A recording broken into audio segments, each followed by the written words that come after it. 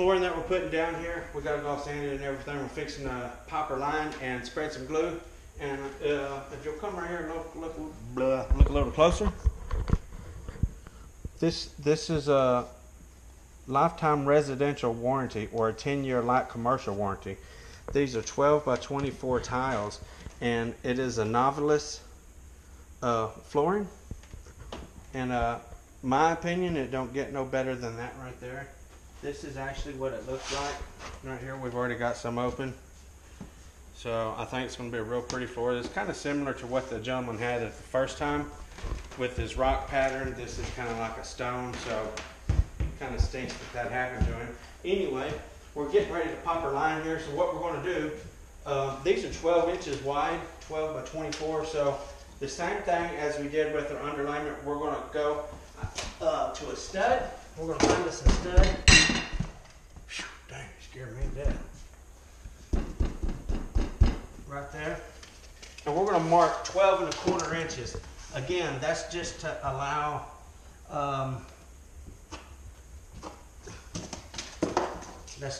for variation in the wall and stuff. And we do have baseboard going down. I'm going to come back down here and do the same thing again. We find actually right there's a stud, so I'm going to go 12.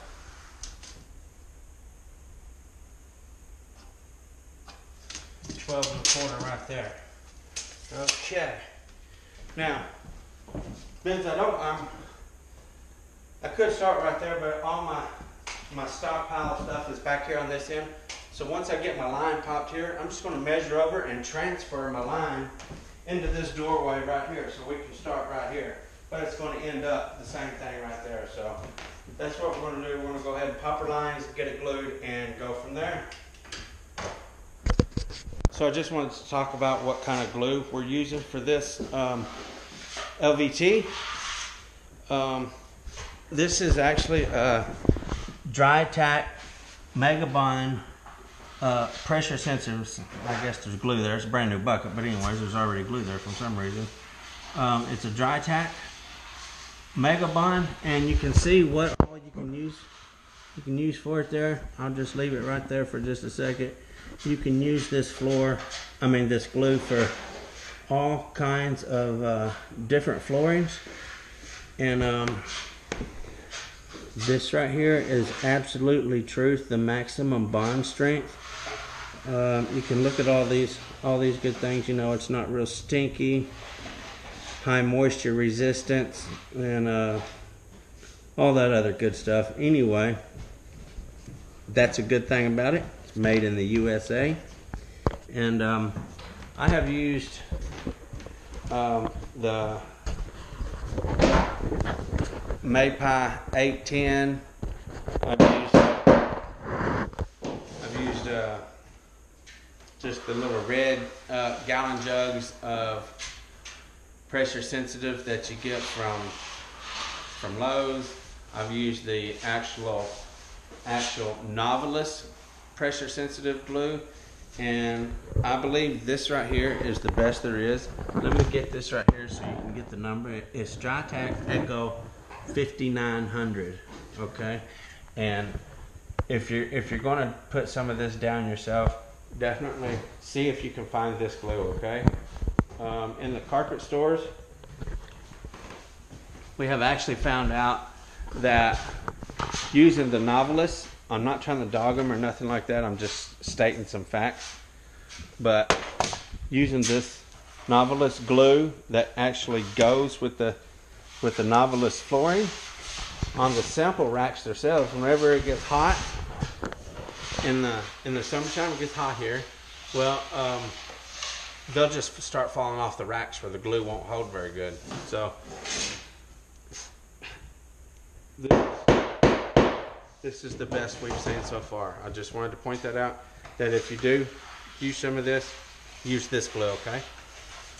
So we're just about ready to start laying here as Jerry's finishing up gluing. I have had the fan going on mine, this section over here, because this is where I'm going to start. Again, what we did, I put a line over there, and then I transferred my chalk line over here so I would know where to start.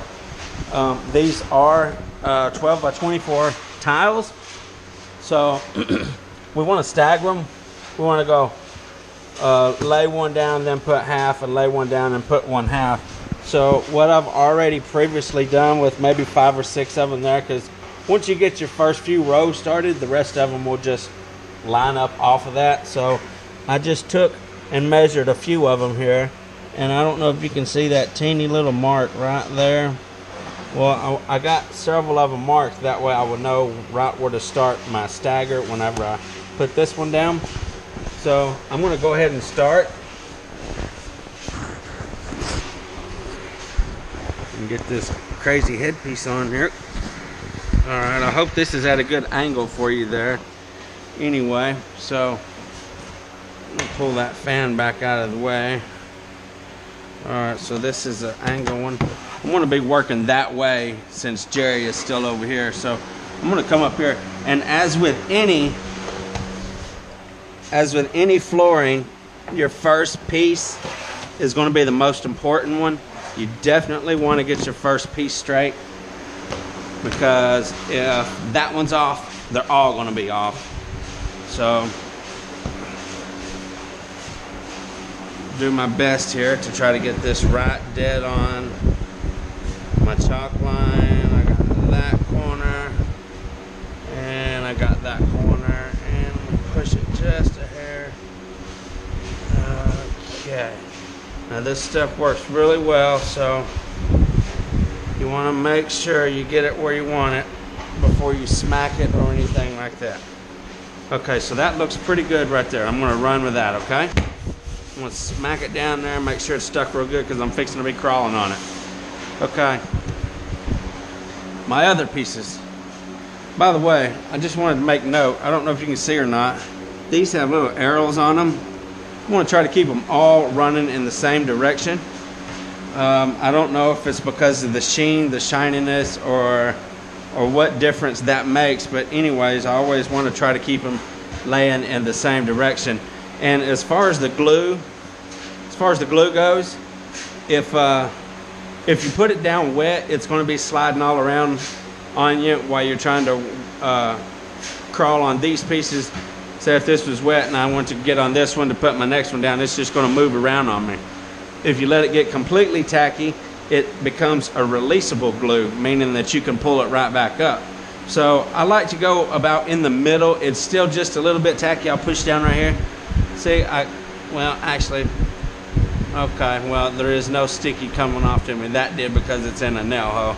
But typically, that's what you want to do, is if it's just barely coming off on you, see that right there? That's how I like to install my products in the glue, is if it's just a little milky.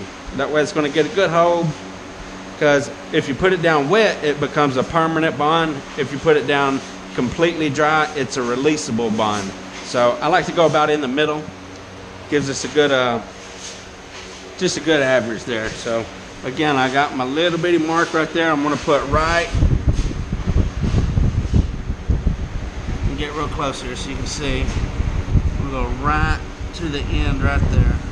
Trying to keep my gaps all nice and close. Everything nice together. Okay, take one that's not marked, and then I'm going to do the same thing here. By the way, when I opened up my boxes and piled them all there,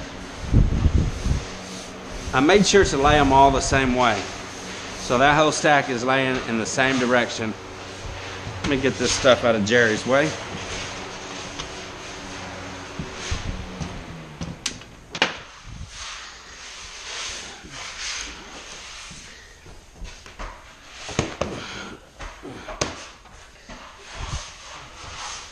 Again, this is my marked piece right there.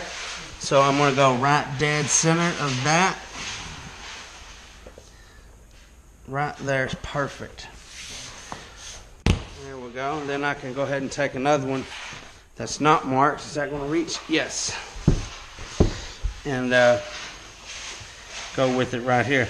Again, as I've mentioned in other LV luxury plank videos of mine before, it's cool to pull this way until you get up past your edge here, because if I'm up here and I push this way, it's going to throw stuff off. So only push to this point and then stop pushing. Just let it fall flat, okay? So again, I got my little mark here, right there. I don't know if you can see it. It's gonna go right dead in my T. This is giving it a perfect offset of 1/2 and 1/2, okay?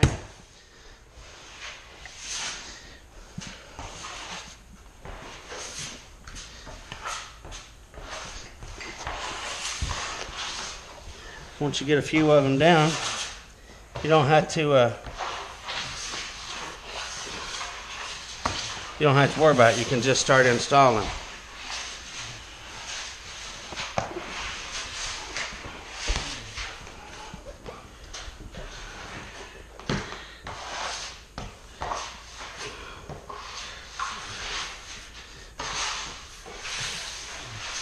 Okay, now I'm to the edge right here again, so that's, I got another marked one here somewhere. Let me see where my mark is. I'm trying to make them really small here. Okay, right there it is. So I'm gonna put that right dead on my seam right there, okay? And that's what I do is I try to just push on both ends, and that's gonna ensure that my center's tight too, and my ends are tight. Okay, now, when it comes to these up here, like this, if I put this one here and it's off just a little bit, we're gonna have a problem right here getting this one in. So don't ever trap yourself in a hole like this. So if this one's here, like I said, and it's this way or that way a little bit, you're gonna have an issue. So always keep your spaces filled in and work your way out, okay?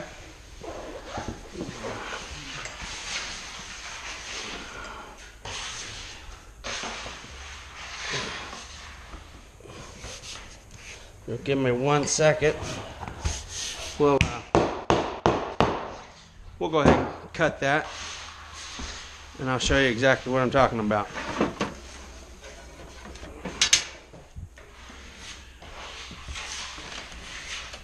I'm right behind you, okay, now. Okay.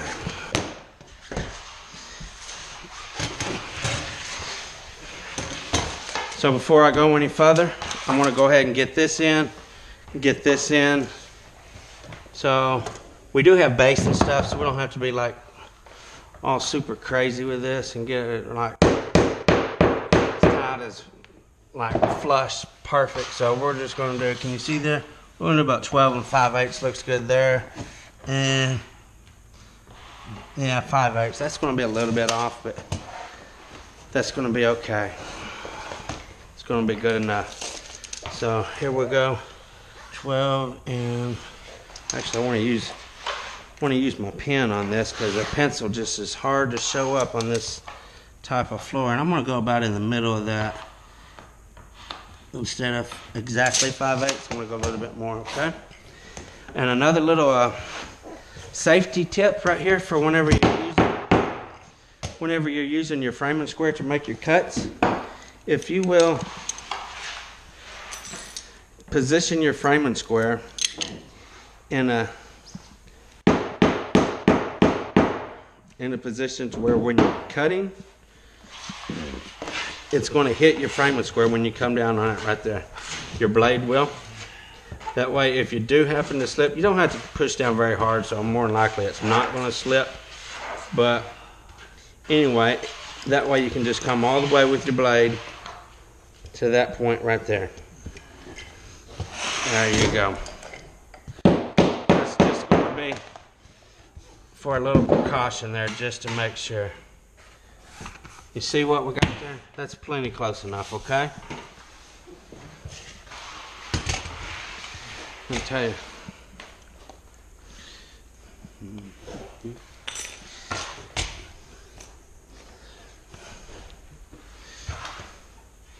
Because this is just a little 1/2 inch little piece right here or whatever it is, I'm just going to go ahead and use this same piece, and I'm going to turn that. Let's see here. It goes like it's going to be like that. So let's see what this is. You don't want to do this on a great big piece just in case there is some color difference or something like that, or the reflection. But most of this piece is going to be covered up with a base anyway. It's so small. So I feel comfortable with doing this. It's going to be all right. There's 3/4. You're going to see about a 1/4 inch of this by the time you get your base in and stuff like that. So I'm more than fine with it. Unfortunately, I cannot run my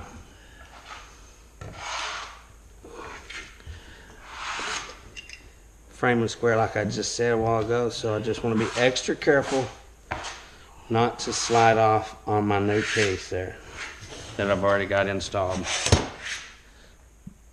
and then it'll just snap right off there. Okay, take my blade, pull that in and mash down, pull it in and mash down. Make sure we get it good and tight. Okay, now this is already cut on both ends, so it's absolutely no good. I want to flip it upside down and throw it away over there so I don't get confused and try to use it again. Let's do another one here. We're going to have about a 12, and we'll do about 7/8 there, and about 12 and 7/8 there. Okay.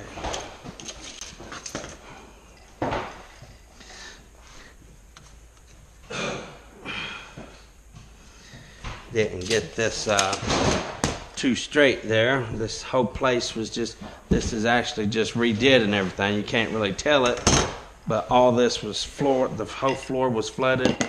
All of the cabinets were tore out. The gentleman raised them up and everything to make it more comfortable for them, because they are some older couple.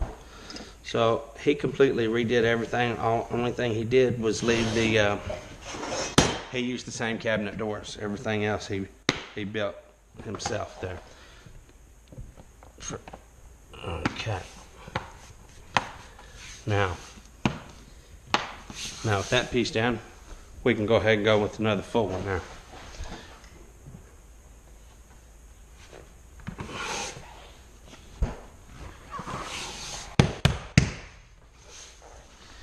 Okay.